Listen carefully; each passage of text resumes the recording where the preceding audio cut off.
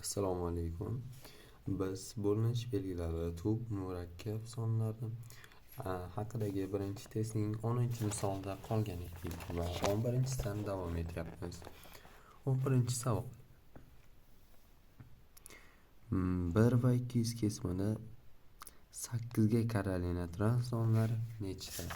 Demak, 8 ga bo'linadigan sonlar so'ralmoqda.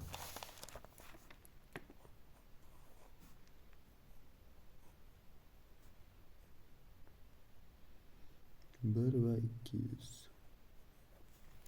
8 ga karali son degani 8 ga bo'linadigan son. Demak, shunchaki buni 8 ga bo'lib qo'yamiz.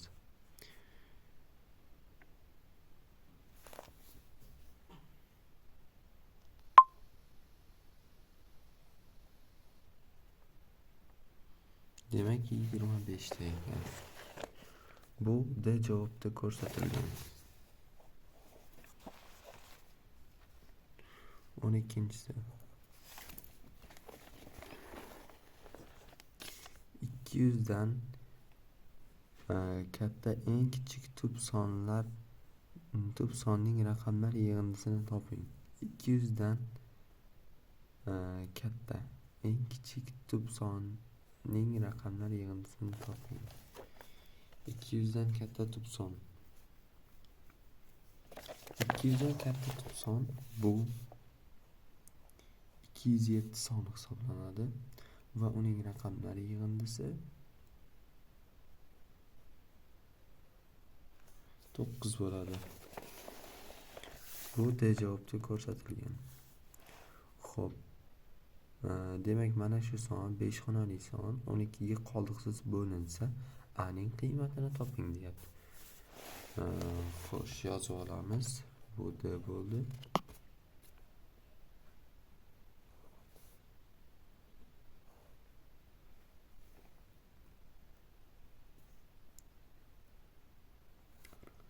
o'n ikkiga bo'linsin deyapti. 12 ga bo'linish uchun bu 3 ga bo'linishi kerak va 4 ga bo'linishi kerak. 3 ga bo'linish qoidasi bo'yicha barchasining yig'indisi 3 ga bo'linsa, demak 3 ga bo'linadigan son hisoblanadi. Qo'shib chiqadigan bo'lsak 12 plus A bo'lib 3 bo'ladi. A demak xo'p, mana shu holatda tursin. Endi 4 ga bo'linish qoidasi bo'yicha 4 ga bo'linish oxirgi ikkita raqam 4 ga bo'linishi kerak. Bu holatda A 6 soni bo'lishi kerak. Bunga 6 ni qo'shsak 18, bunga 6 ni qo'shsak 16 bo'ladi. Va o'sha vaziyatda bu bo'lina oladi. Bizda 5 xonali son qoldiqsiz bo'linsa, A ning qiymatini toping deyilgan. A 6 bo'lar ekan, D javob. Keyingi savol. 1, 13, 19, 26, 91, 229, 341 sonlarning nechtasi tub sonlar deyapti. Bu yerda bir tub songa hisoblanmaydi. 13 tub son, bitta 19 tub son, ikkita 26 tub son hisoblanmaydi. Chunki u 2 va 13 ga bo'linadi. 91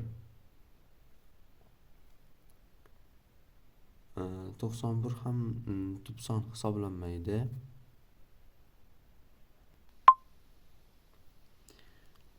Chunki 91 7 ga bo'linadi. 229 tub son hisoblanadi va 341 ham tub son hisoblanadi. Bu yerda 4 ta tub son qatnashgan ekan. Demak, C javob. Nechtasi tub son deyilgan? Yozib qo'yamiz.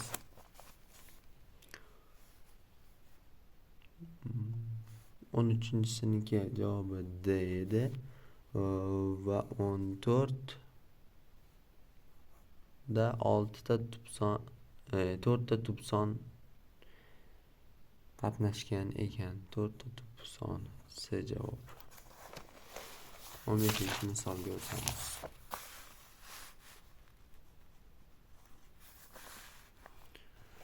15-misolga qaraydigan bo'lsak, A natural son uchun a minus 2 ko'paytirilgan a plus 8 ko'paytma tub son bo'lsa 2a plus 5 ning qiymatini toping.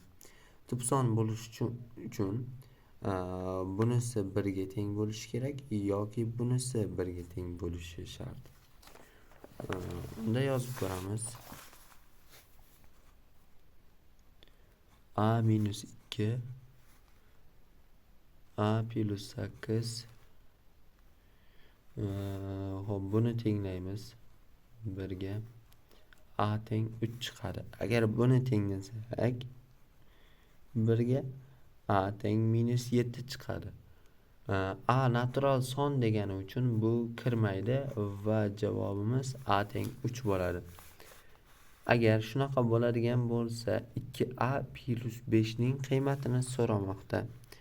A ning o'rniga 3 ni qo'ysak 6 plus 5 va 11 chiqar ekan. 11 bizda B javobda ko'rsatilgan. 16-savol. n kvadrat plus 2n soni juft son bo'lsa, quyidagi ifodalardan qaysi birining qiymati albatta juft son bo'ladi? Demak, bu juft son chiqyapti. Xo'sh. 16-si n kvadrat plus 2n. Bu yerdagi n soni agar masalan tog' son bo'lsa, masalan 3 ni qo'yib ko'rsak, 3 ni 3 ga ko'paytirsak 9 chiqadi. Va 3 ni 2 ga ko'paytirsak 6 chiqadi. Va yig'indisi 15 bo'lib tog' son bo'lib qolyapti. Soni juft son deyapti. Demak, bu juft son bo'lishi uchun tog' sonni qo'ysak to'g'ri kelmas ekan. Demak, juft sonni qo'yib ko'rsak, 2 ni qo'ysak 4, 2 kara 2 yana 4 bo'lib 8 degan javoblar chiqar ekan. Demak, n ning o'zi ham juft son ekan. Juft sonligidan endi qaysi biri juft son deb so'ralgan bizdan o'shani topib olamiz. n plus 1 tog' son bo'ladi. 2 ga 1 ni qo'ysak agar bu ham tog' son, bu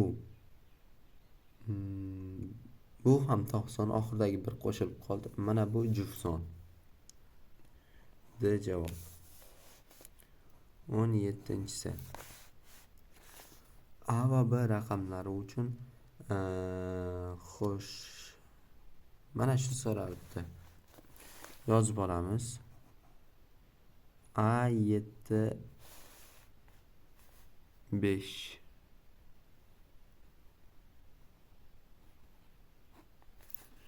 bo'lsa A plus B ni bizdan so'rayapti. Xo'sh.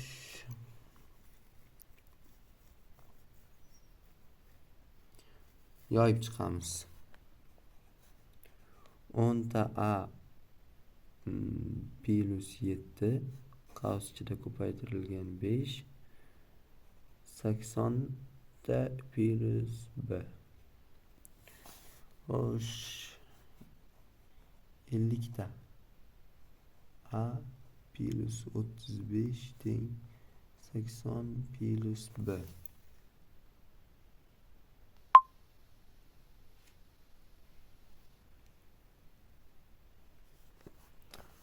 Xo'sh, bu bo'yicha 50A minus B teng bo'lar ekan 45 soniga. Va buni logika bilan ham topsak bo'ladi bir tomondan. 7 kara 5 35 bo'ladi va oxirgi raqami 5 bo'lishga majbur. B teng 5 bo'ladi. Oxirgi raqami 5 bo'ladi. Endi bu biz topganimizdan topib qo'yamiz. A teng 1 ekan. 5 va 1. Ikkalasining yig'indisi 6 bo'ladi. 17 ning javobi C. 18-savol. 18-savolda A va B raqamlari bo'lsa, AB va BAning yig'indisi quyidagilarning qaysi biriga teng bo'la olmaydi? AB va BA degani aslida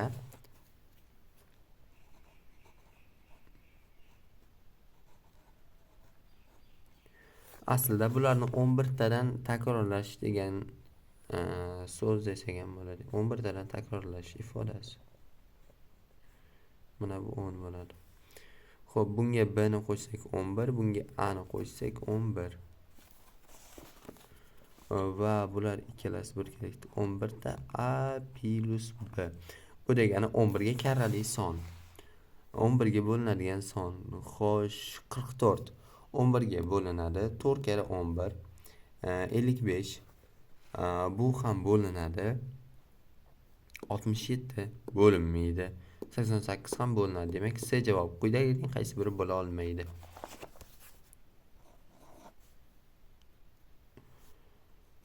o'n to'qqizinchisi. A va B raqamlari uchun A, B va B, C plus C, A teng 88 bo'lsa, A, B, C ning qiymatini toping.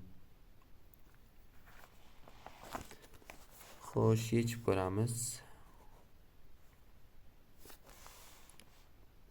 Yozib olamiz avval. A, B plus B, C plus C, A teng 88 bo'lsa, xo'sh, buni yoyib chiqamiz. 10 ta A, bitta B, 10 ta B, bitta C, 10 ta C, bitta A teng 88 ga. Xo'sh, bularning barchasini qo'shib chiqadigan bo'lsak, 11 tadan A, B, C chiqadi va javob 8 chiqadi. A plus B plus C ning yig'indisi 8 ekan. Javob C javob. 20-chisi. Xo'p, quyidagi tasdiqlarning nechtasi doimo to'g'ri? Toq va juft sonlar yig'indisi juft son bo'ladi. Masalan, 2 ga 3 ni qo'shsak, ular toq son bo'lib qolib 5 chiqadi. Bu xato fikr. Toq va juft son ko'paytmasi juft son bo'ladi.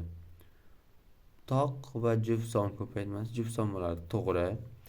Toq va juft son ayirmasi toq son bo'ladi.